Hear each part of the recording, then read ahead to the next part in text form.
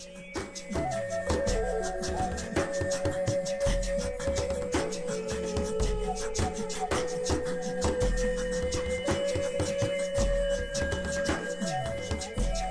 here it is at last, the Helios Tarot forecast for the month, or Tarot Horoscope, drawn specifically for your astrological zodiac sign. I'm B.R. Newman, in case you didn't know that already. Check out my website, IamHelios.com, through the link below, and consider everything that I have to offer there. Consider signing up to receive any number of the personal readings that I offer, or consider signing up to take a course. The choice is yours. There's a lot to explore there. Also consider checking out Annie Botticelli's Storyteller forecasts to see the astrological side of everything you're going to see here. It's fascinating, I promise. So, okay, I guess we'll just jump right into it. So here it is, Aries, your 5-card tarot spread for the month of November. And this is a condensed Golden Dawn spread, which uses 15 cards. In this case, we have 5 to the same effect. We have a central theme, 2 dimensional timeline options to choose from, a past section, and a fate section. In your central theme, you have the Art card. This is a major arcana card, a heavy-hitting, high-gravity card that symbolizes alchemical transmutation, turning lead into gold or something bland into something magnificent. This can be about simply making the best of the situation, which isn't always the easiest thing to do. Sometimes the Art card represents a kind of pressure, a seemingly external pressure that forces us to make the best of the situation, even though making the best of the situation may not be comfortable, may not be easy, may not even be practical. It may, in fact, get in the way. So it's a kind of forced presence, a forced gaze, a forced focus, if you will. And this force, this pressure, is actually enabled by the presence of some kind of alchemical ingredient. There's something going on in your life. It's either a subject, an activity, a belief system, or maybe even someone is contributing some alchemical ingredient that is sort of setting the whole situation ablaze with potential. So this time is rich with potential. Look for it. In the time to come, you are going to have to make a choice. Change is coming. So you want to bring that into the realm of the conscious and the intended. So you can go about taking advantage of these opportunities or making the best of the situation through 2 basic means, 2 paths, 2 personality profiles in this case. These are 2 different attitudes, 2 different perceptions. On the one hand, you have the Queen of Cups. On the other, you have the Princess of Discs. So all of these court cards align perfectly with the 16 Myers-Briggs personality profiles. Not everyone uses this, well, not everyone knows this, but I've found this relationship to be quite obvious and incredibly useful. Naturally, addressing a situation according to the traits of one personality profile will produce different results than another personality profile, so we have this simplified quite beautifully here. The Queen of Cups corresponds with the INFJ. This is an extremely contemplative individual, so this is an introverted, intuitive feeling judger. This is somebody who's an inspiration to others, somebody who's deeply reflective and introspective, and also very caring, very creative, and somewhat quiet, but yet linguistically gifted. Somebody quite psychic even due to their intense connection with their own feelings and with the feelings of others through empathy. So this is not necessarily an action-oriented personality profile.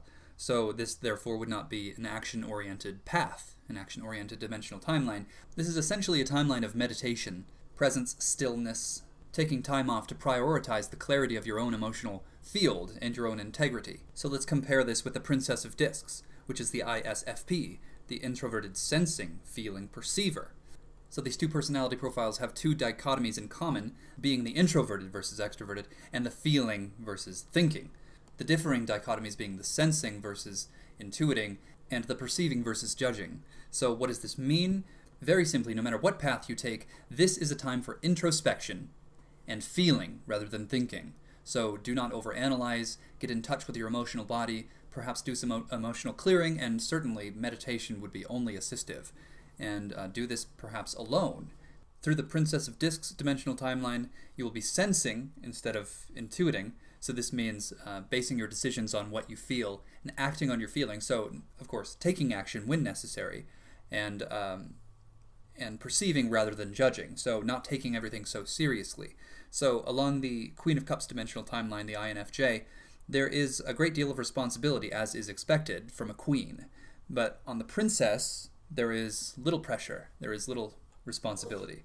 So the Princess of Discs is essentially able to express herself in ways that the Queen of Cups is not able to, thus enabling the ISFP to be the most artistic of the personality profiles. So as you can see, either way, the emphasis here is on introspection and getting in touch with what's going on inside of you, deep down inside.